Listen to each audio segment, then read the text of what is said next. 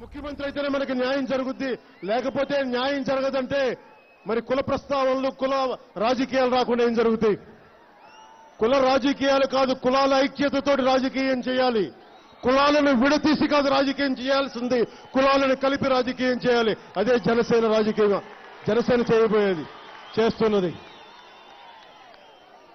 ఎప్పుడు కూడా ఆయన ఇంకొక మాట అన్నారు, మీరంటే నాకు ఇష్టం. కాటమరాయుడు సినిమా కాదు, అత్తారింటికి దారిలో కాటమరాయుడు పాట చూశాయని చెప్తా ఉన్నారు. కాటమరాయుడా కదిరి నరసింహుడా అంటే ఆ కాటమరాయుడు ఎవరని చెప్పైనా రీసెర్చ్ చేసే పద్యం దొరకలేదంట. కానీ ఆ కాటమరాయుడు గురించి ఎక్కడో అమెరికాలో ఆంధ్ర తెలంగాణ గురించి ఒక పిహెచ్డి స్కాలర్ రీసెర్చ్ చేస్తా, కాటమరాయుడు ఎవరు అంటే రాయలసీమ నుంచి ఒక గొర్రెలు కాచుకునే వ్యక్తి కాటమరాయుడు, గొర్రెలను మేపుకునే వ్యక్తి కాటమరాయుడు. అలాంటిది కాటమరాయుడు నెల్లూరు రాజుల మీద అక్కడ నెల్లూరు జిల్లాకు పోయి అక్కడ తన గొర్రెలు మేపుకోవడానికి పోతే, శిస్తు కట్టి మేపుకోవడానికి పోతే, ఆయన ఏదో శిక్షించబోచిన్నపాటు తప్పు జరిగితే ఆయన మొత్తాన్ని సర్వనాశనం చేయకపోతే కాటమరాయుడిని ఒక రాజ్యాధినేత మీద అత్యంత సామాన్యుడు, గొర్రెల్ని తోలుకునే ఒక సామాన్యుడు, ఒక కాటమరాయుడు రాజులకు ఎదురు తిరిగాడు, వాళ్ళ మదం అనిచాడు కాటమరాయుడు. ఆ కాటమరాయుడు పుట్టింది మన కర్నూలు జిల్లాలోనే. కర్నూలు జిల్లాకున్న గొప్పతనం అదే. అన్యాయానికి ఎదురు నిలబడే జిల్లా కర్నూలు జిల్లా. మీరు ఈ రోజున ప్రతి ఒక్కళ్ళు భయపడిపోతా ఉన్నారు. ఈ ఎంపీ మా పార్టీలోకి రావాలి, ఆ పార్టీ వాళ్ళు మనలోకి రాకోవాలి. నేను అలా అనుకోవాలా. కొత్త రక్తాన్ని తీసుకొద్దాం రాజకీయాల్లోకి. పార్టీ మహిళా విభాగానికి, వీర మహిళా విభాగానికి ఎందుకు రేఖా గారినే పెట్టానంటే, కర్నూలు జిల్లా నుంచి పోరాటం చెయ్యగల శక్తి ఉన్న మహిళ, రాయలసీమ గడ్డ మీద పుట్టిన మహిళ, ఆడపడుచు. మగవాళ్లకి పౌరుషం చచ్చిపోయిందేమో కానీ మా ఆడపడుచులకి పౌరుషం చచ్చిపోలేదు. అందుకని రేఖా గారిని పెట్టాం. మార్పు రావాలి అంటే చిన్నప్పుడు మనం కథ చదువుకునే వాళ్ళం. యుద్ధ రంగాల నుంచి మగవాళ్లు పారిపోయి వస్తే ఖడ్గతిక్కన లాంటి వాళ్ళు పసుపు గాజులు పెట్టి వెళ్ళి పోరాటం చేయడానికి అని చెప్పి స్నానం చేయమని చెప్పారు, పసుపు గాజులు పెట్టి. అలాంటి ఆడపడుచులు పుట్టిన నేల తెలుగు నేల. నిజంగా మార్పు రావాలని అనుకుంటే నాకు మీరు జేజేలు కొట్టక్కర్లేదు.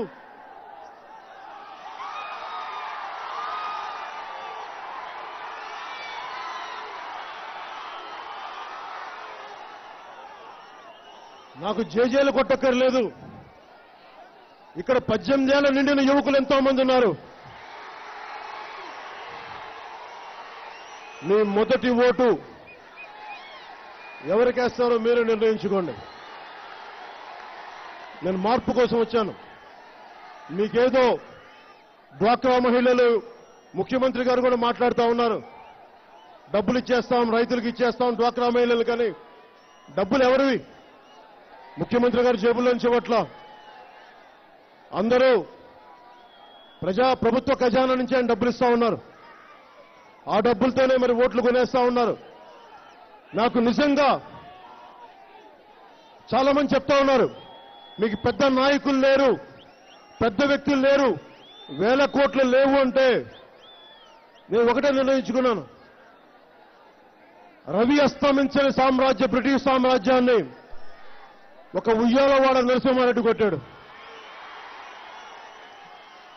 అలాగే అవినీతిమయంతో నిండిపోయిన రాజకీయ వ్యవస్థకి చాలా సామాన్యులు, మీలాంటి సామాన్యుడు 18 ఏళ్ల నిండిన యువకుడి చేత మార్పులు తెప్పిస్తాం.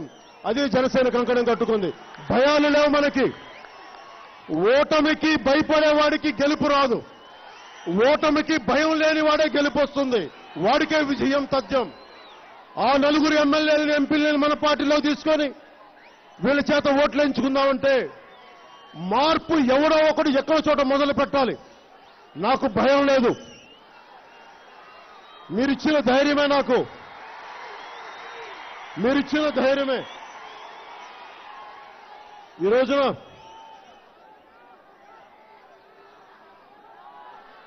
కర్నూలు రాగానే అందరూ ప్రతి కులాన్ని ఆకట్టుకునేలాగా చెప్పమంటారు. ఎక్కువ మంది ముస్లింలు ఉన్నారు. ముస్లింలకైనా వరాలు ప్రకటించండి. ఇక్కడ దిగువ కులాలు ఉన్నాయి, వాళ్ళకు ప్రకటించండి. అసలు భారతదేశంలో ఇచ్చేవాడు ఎవడు, తీసుకునేవాడు ఎవడు? ఎవడు ఇచ్చేవాడు, ఎవడు తీసుకునే మనందరి హక్కు. మనందరి హక్కు ఇది. ఇక్కడ ఎవడు ఇచ్చేవాడు ఎవడు లేడు. సమానంగా పంచగలిగేవాడు కావాలి. నేను సమానంగా పంచుతాను. సమానంగా జనసేన పంచుద్ది. ప్రతి చోట ముస్లింలు కూడా ఎందుకు భయపడాలి? నేను ముస్లిం అని ఎందుకు చెప్పుకోవాలి? అసలు నాకు ఆ భయం దేనికి? మైనారిటీ అని ఎందుకు ఆ పదం ఎందుకు వాడతారు? ప్రత్యేకంగా ఎందుకు మాట్లాడాలి మనం ముస్లింల గురించి? ముస్లింలు అనేవాళ్ళు మన దేశంలో అంతర్భాగం. అది ముస్లిం మతం మన దేశంలో అంతర్భాగం. ముస్లింలు ప్రత్యేకంగా దేశభక్తి చూపించాలా? నేను భారతీయుడని చెప్పాలా? ముస్లిం అక్కడెక్కడో పాకిస్తాన్లో యుద్ధం జరిగితే ఇక్కడ ముస్లింలు దేశభక్తి చూపించాలా? ఇక్కడ వారికి దేశభక్తి లేదా? హిందువులకైనా దేశభక్తి? దేశం కోసం చచ్చిపోయిన ముస్లిం లేరా? మానవత్వాన్ని చాటుకున్న ముస్లిం లేరా? ఏం మాట్లాడతారు ఒక్కొక్కళ్ళు? సినిమా థియేటర్లో జాతీయ గీతం ఆలపిస్తే అప్పుడున్న దేశభక్తి. నిజంగా దేశభక్తి ఉన్నవాళ్ళు పక్క ఒక మతం పేరుతో చంపగలరా మనుషుల్ని? మేము వాటన్నిటికీ వ్యతిరేకం. మేమందరికీ కూడా జనసేన నిర్ణయించుకుంది. ప్రతి ఒక్కళ్ళు మతాల్ని కులాల్ని వేరు చేసి రాజకీయం చేస్తా ఉన్నారు. కర్నూలు జిల్లాలో ఉన్న ప్రతి ఒక్కరికి నేను సవినయంగా తెలియజేసుకుంటా ఉన్నాం. నేను కుదిరినంత అనుభవంతో కొత్త వ్యక్తులతోటి నేను ప్రతి చోట నిలబెడతాను. ఎవరు ఎంతమంది గెలుస్తారో నాకు తెలియదు. జనసేన ప్రభుత్వం ముందుకు తీసుకెళ్లడానికి నా సాయశక్తిలో కృషి చేస్తా ఉన్నాను. నా దగ్గర డబ్బులు లేవు, వేల కోట్లు లేవు, ఛానల్స్ లేవు, న్యూస్ పేపర్ లేవు.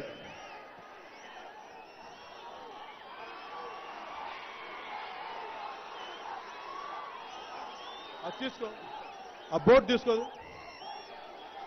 అది ఎవరిని తీసుకున్నది? వాళ్ళకి ఇచ్చే.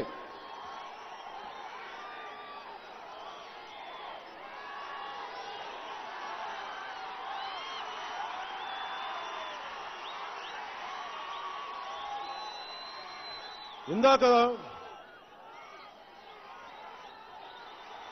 దారిలో వస్తూ ఉంటే అనేక కెమెరాలు కనిపిస్తూ ఉన్నాయి. నాకు సడన్ గా నా కోసం ఇన్ని ఛానల్స్ ఉన్నాయా అనిపించింది. నా జన సైనికులు నా ఛానల్స్, నా జన సైనికులు నా పేపర్లు.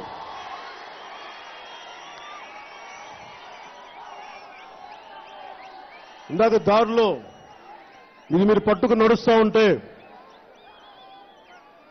ఎందుకంటే నేను ఏ మీడియా ఉందని నమ్మి రాలేదు.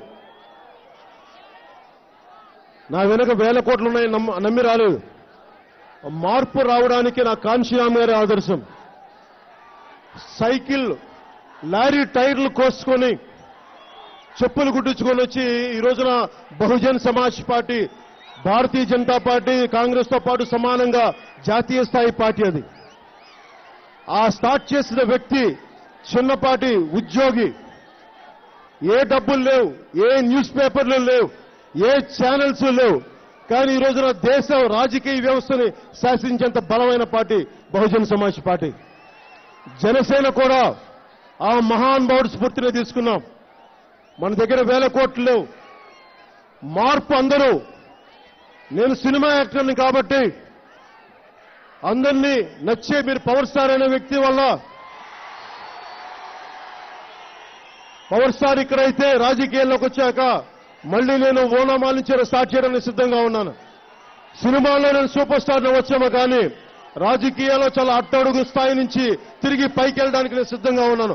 అందుకే 25 సంవత్సరాలు ప్రయాణం కోసం సిద్ధమై వచ్చాను రాజకీయాల్లోకి. నేను కోరుకుంటుంది కూడా ఒకటే, నేను ఎక్కువ మేనిఫెస్టో గురించి మాట్లాడదామంటే మన బడ్జెట్ 2 లక్షల కోట్లయితే 4 లక్షలు 5 లక్షల కోట్ల బడ్జెట్ చెప్తా ఉన్నారు.